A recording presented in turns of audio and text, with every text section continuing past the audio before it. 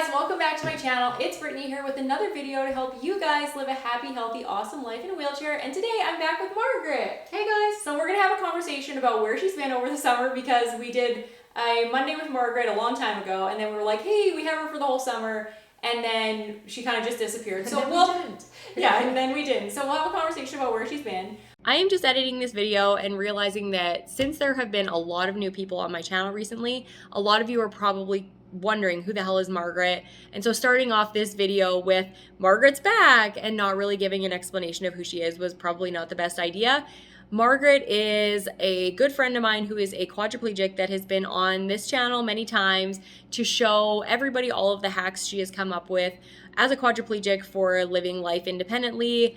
And she is the person that I credit with so many things, but for basically kicking my butt into gear when I really needed it when I was a young person in a wheelchair and was sort of a big whiner. She showed me how to do so many things, like pee from my wheelchair and just gobs of other things she has been a mentor for. So that's who Margaret is. Now we'll get back to our show. The topic of today's video is actually whether we should feel sorry for ourselves or feeling sorry for yourself in general. I know that having a disability can sometimes make us want to feel sorry for ourselves, and we have things that, you know, the world would sort of give us permission to feel sorry for ourselves for, and we have more challenges, so we can kind of get caught up in that loop. So today we're just going to have a conversation about what we do to not feel sorry for ourselves, especially in challenging times, and what our perspective is on that whole topic. But before we get into the video, I am wearing an Empowered Para sweatshirt, and if you want to get one and join the club, you can go to my shop, which is either on my website,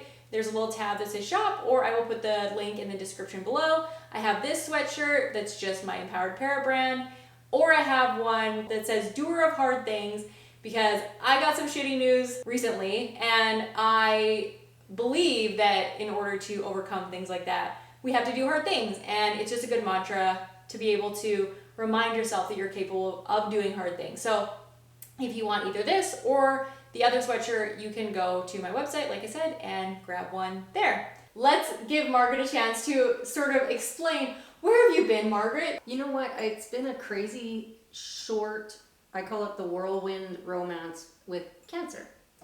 So I have, over the last, just to give a very quick history, the last few years I've been dealing with perimenopausal bleeding. And for those of you who don't know what perimenopause, it's a period of time leading up to the 12 months where you have no periods and then you are no longer a fertile person. But in the meantime, it's a fun ride. And so I had been going through the least invasive to the most invasive steps to deal with my problems, and was going to be going for a very routine procedure called ablation. And in order to do that, they screen you for cancer, because if you have cancer, you can't do this procedure. Yeah. And motherfucker, I had cancer. So yeah. And however, what I will say also is screening works. So go as often as you've been recommended to go for whatever screening, whether it's prostate, whether it's breast, whether it's your PAPs.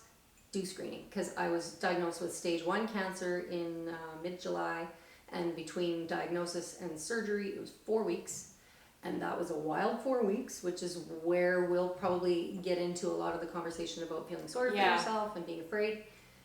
And on August 12th I had a total hysterectomy, which I was not expecting. I'm not really quite in that phase yet. I'm only 40, coming up 48 right away. And I was not expecting to have surgical menopause be a part of my life, which is apparently much more difficult than a natural transition to menopause. And so, yeah, that's probably brings us to kind of now. I had a very good recovery. I would say not an easy recovery, but easy and smooth in relation to other women and the experience they have with cancer and their experience with hysterectomy. So that's where Margaret went. I was giving her privacy and obviously time to heal, which she has now, and I'm so glad that she's back to talk about such an important topic, because one of my friends who was just recently paralyzed in January the thing that she said is missing a lot is that, you know, there's not enough talk about how do you actually overcome the mental aspect of your disability. And they just gloss over that. There's a lot of, you know, physical healing, obviously, because your body, you've broken a bone or whatever. Sometimes it's an infection. So there's a lot of physical healing that goes on, but there's not a lot of emotional, spiritual, psychological healing support. And I think that that is sort of a travesty because people get really stuck a lot of the time, and not because they're not physically capable of moving on. It's because they're mentally not capable of moving on. So this is such an important topic. I'm going to let Margaret talk about her perspective in terms of, you know, feeling sorry for yourself. Does she feel sorry for herself? How does she overcome those feelings? What's been her strategy or tools in order to do that? And then I'll give my perspective on the same things. So, So I wouldn't say I'm in feel sorry for yourself camp or don't feel sorry for yourself camp. And I would love to say, and I think I'm doing it, I try to learn, I try to read, I try to be a better person, learn more about myself, learn more about how to be my best self all the time. When I received this news that I had cancer and I would have to go for a hysterectomy, I didn't immediately feel sorry for myself. I was, I'll be honest with you, quite scared and quite angry, because I had just been trying to do everything the way that I knew I needed to do it to be well, and this last stage or this last procedure I was going to do ended up in me fucking having cancer. It's so...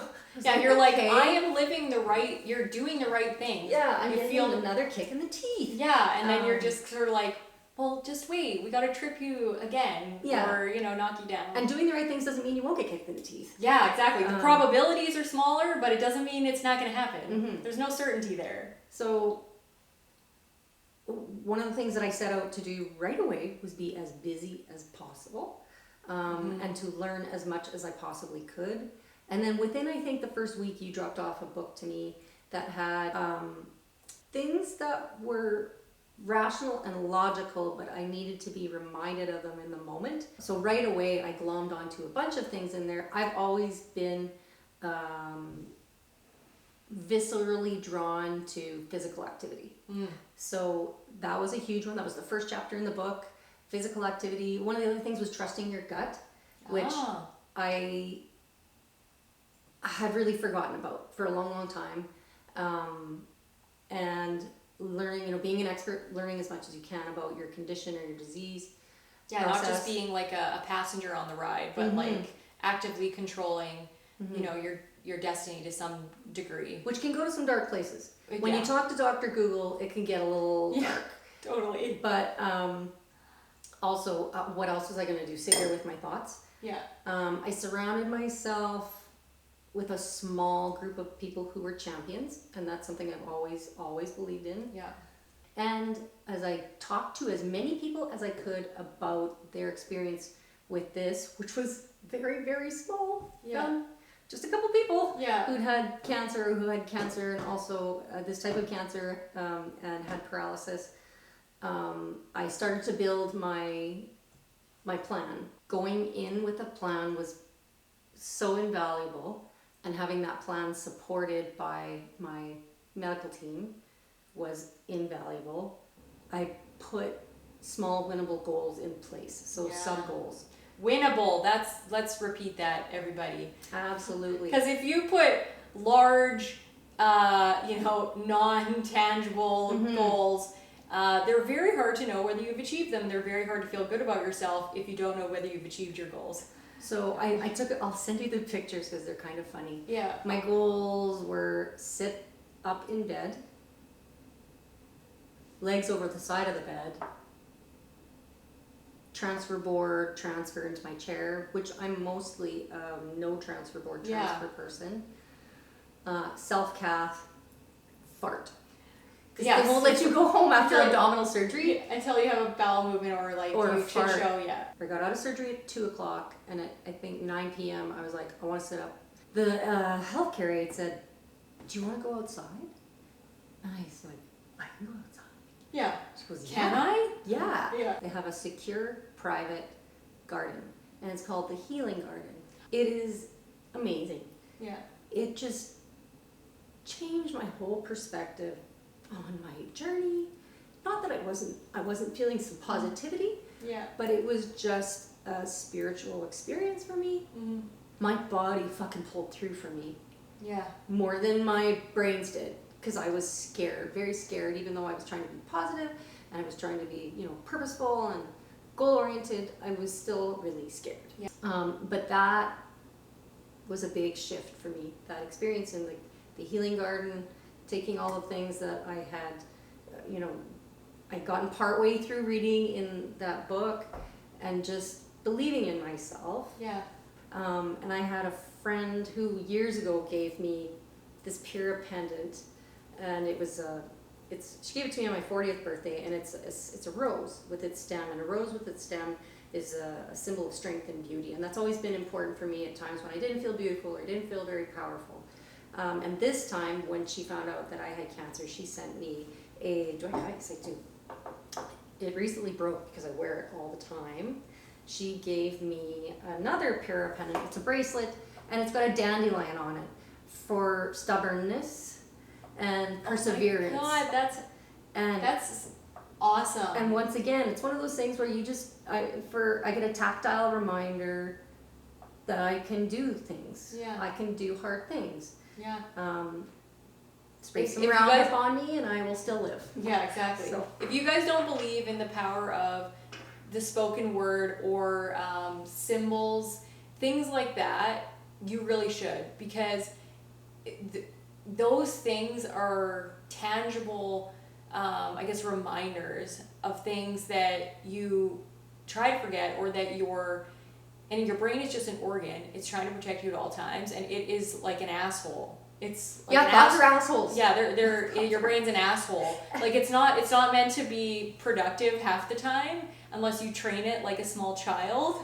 That's what this does. It's Yeah. micro meditations. It's changing your thoughts. Yeah. Really, it is. Totally, it's a reminder to flip the narrative inside your own mind. Mm-hmm. And if you've ever dealt with anxiety or depression or fear, any of those scary, really scary, sort of drowning emotions, you have to have something that's like the beacon, like the light. You can swim to the top of the, ocean or whatever if you're drowning, or you can see the light at the end of the tunnel.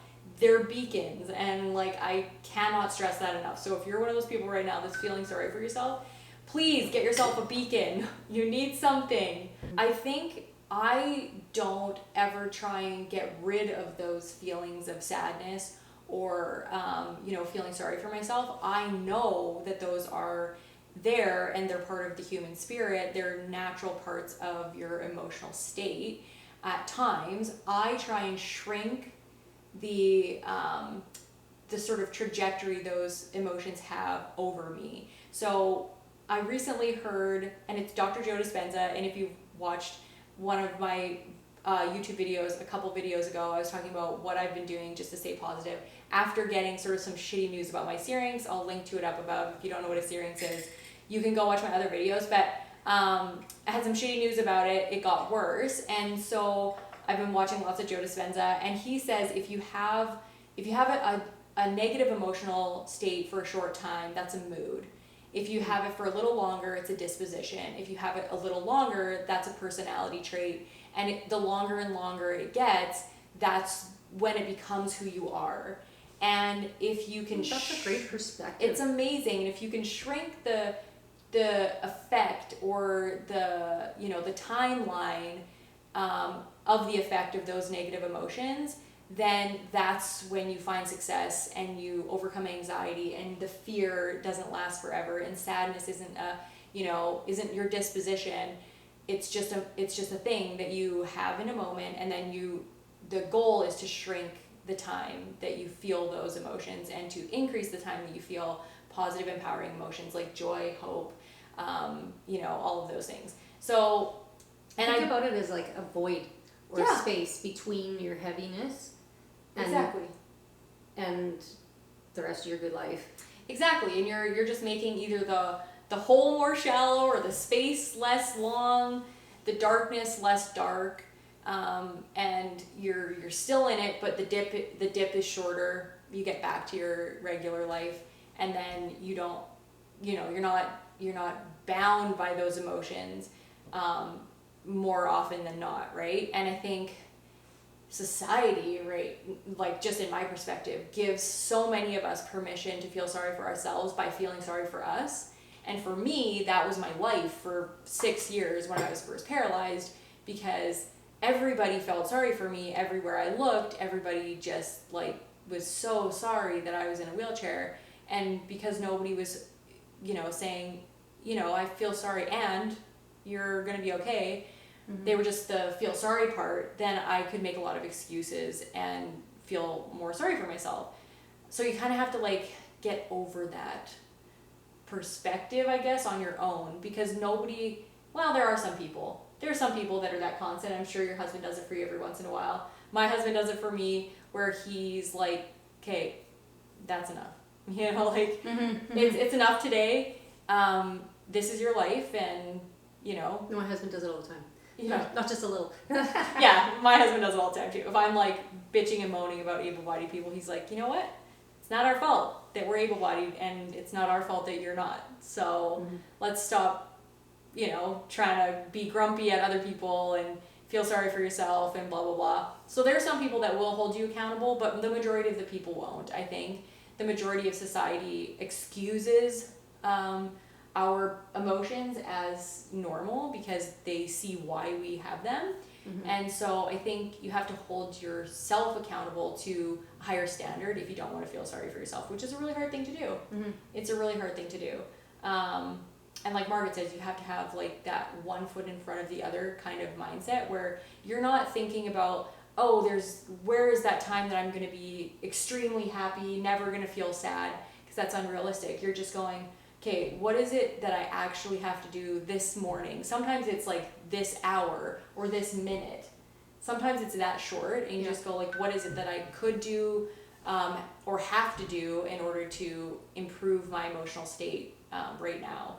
And I think that's, can't be stated enough. Find those little things that can improve your emotional state in the moment. The other thing for me that's super important is the remembering the sort of miracles that are going on every single day without you even thinking about it. And sometimes you can forget how many miracles your body is performing in every single minute. But like if you're currently dealing with a spinal cord injury that's like new, if you're currently dealing with a health issue, imagine the amount of chemical processes that are going on inside of your body to keep you alive, with cancer, with a spinal cord injury, the trauma that your body endured, healing the trauma, keeping you breathing in, those situations. Keeping you alive. Yeah. From birth to now. Yeah, like it's fascinating how, if you just think about the amount of work that your heart does in one day and times that by 100 years for like some people that live that long, without a break, without anything. And for me, when I start to feel sorry for myself, these things are the most important thing, because like, yes, your heart isn't a thinking, conscious part of your body necessarily, but it never complains. And I think that is something that, like, when I think about the miracles like that you are just completely oblivious to, and that you don't even take a minute to really comprehend on a daily basis, I think that's like so important to not feeling sorry for yourself. Somebody commented recently on one of my videos, I'm in a wheelchair to begin with. Do I have to be miserable too? That would be awful. And I think that's so true. It's very true. Yeah. Yeah, like you can be bitter or better. Yeah, bitter or better. Oh my God, that's such a good one. I love that. Believing that there's a good life, even if it doesn't look like the one that you had planned. Yeah. Or that you can live with the pain or live with the whatever. Sometimes that's all it is, to not feel sorry for yourself. That even if I have to live with this, I'll be okay. I generally feel content with my life. Yeah. Happy in my marriage. Not a perfect marriage, by the way. Yeah. Healthy, fit, joyful, thankful. Yeah. Prosperous. Even though I don't work full time, I don't work at all anymore, and I love it. Yeah. And it's all about that perspective and a belief that you can be happy in whatever stage your life is at. Exactly. And I think that happiness piece is so important too. This girl that I follow, and I talked about her on Instagram, Beatrice Caruso, she recently did a video about meditation. She meditated for 75 days, and she said the thing that she figured out was that happiness only exists in the present moment. Because she said there's no goal that you ever set that when you reach it will bring you happiness. Because when you get to that goal, that happiness only exists in that present moment. Anything that you can possibly think that is going to bring you more happiness, whether it's taking away something or adding something, she said will never happen. Because once you get there, there's something else. That's where the happiness lives. And it's, if you're not happy now, you're never going to be happy then. Okay, so we've talked about Margaret's situation, my situation, sort of her perspective on feeling sorry for herself, my perspective on feeling sorry for myself. And then now I just want to share like our favorite mantras or whatever that we use when we are in those moments that kind of bring us out of that feeling of sorry for yourself. I'm actually going to get the quote because I've butchered so many of them. I'm getting my favorite one. Well, and the one that I like, and I don't know where I got it from. I don't think I can take credit for it, but I know that I'm one of a few people that has ever belted it out. When I'm in a bit of a more crunchy mood, and I'm not in crunchy mood, a happier place, I like, or I say it to others, when you're eating shit, don't take small bites. What that means, because people go, oh, what? Do you want more shit? Yeah, when you're eating crap, if you take tiny bites of poop, it'll taste horrible for a lot longer. Oh my god, that took me a minute to. I was just saying this to my son yesterday. I was trying to get him to drink a green juice, and he was sipping it like that's exactly what you're trying to do. Sipping it like a lady's tea time, and I'm like, guzzle that mother effing jug of green shit that I want you to drink to get healthy. And he was like, no, I can't. So did you say when you're eating shit, don't take small bites? I'm gonna say that from now on, though. I love that. So these are things that you can't avoid. You need to do them. They may not be the most fun, but they will bring you to the place you need to get to. So get on with it. Which brings me to my second mantra, which is get busy, motherfucker. Just get on it. And that actually came from the book, The Art of Racing in the Brain. That's probably more of an homage to one of the things Eckhart Tolle, his virtues that he extols. And by the way, I don't really like Eckhart Tolle, but this one stuck with me, which is, either do the things you love, remove the things that you don't love from your life, or if you have to do things you don't love, calmly get on with them. Yeah, get busy, motherfucker. Seriously. Okay, so my favorite quote, it's more of a paragraph, but I love this one so much. It's from a book called Man's Search for Meaning. The author was a Jewish man in concentration camps during World War II, and he was a psychologist. So he took this as an opportunity to figure out if he could go through this horrible situation and not hate every minute of it. And his wife was killed, his children were killed, like everything he could possibly ever love was taken away from him in seconds. And yet he came out of it with a very positive attitude, which seems crazy. But one of the quotes that I loved, it's like a paragraph, says, "It did not really matter what we expected from life, but rather what life expected from us. We need to stop asking about the meaning of life and instead to think of ourselves as those who are being questioned by life daily and hourly. Life ultimately means taking the responsibility to find the right answer to its problems, whatever problem that you're faced with, and to fulfill the tasks which it constantly sets for each individual. If you have a problem, there's a set of tasks that life wants you to complete to overcome that problem." And this quote basically just says, stop asking why. Because that's not what life is asking. Life is asking, are you capable of overcoming this?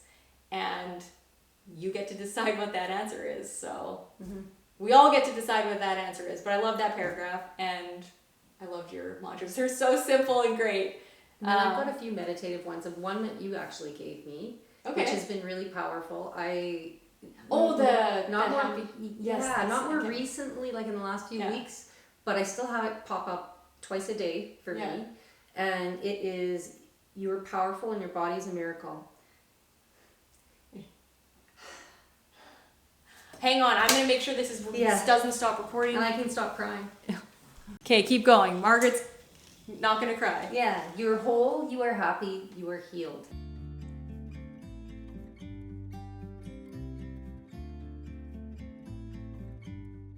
Okay, I think we did everything. Mm-hmm. I think we did it all. If there's anybody out there feeling sorry for themselves, you have to say the mantra again. We're gonna end with that because it's just good. When you're eating shit, don't take small bites. That's it. Okay, thanks for watching, guys. Bye.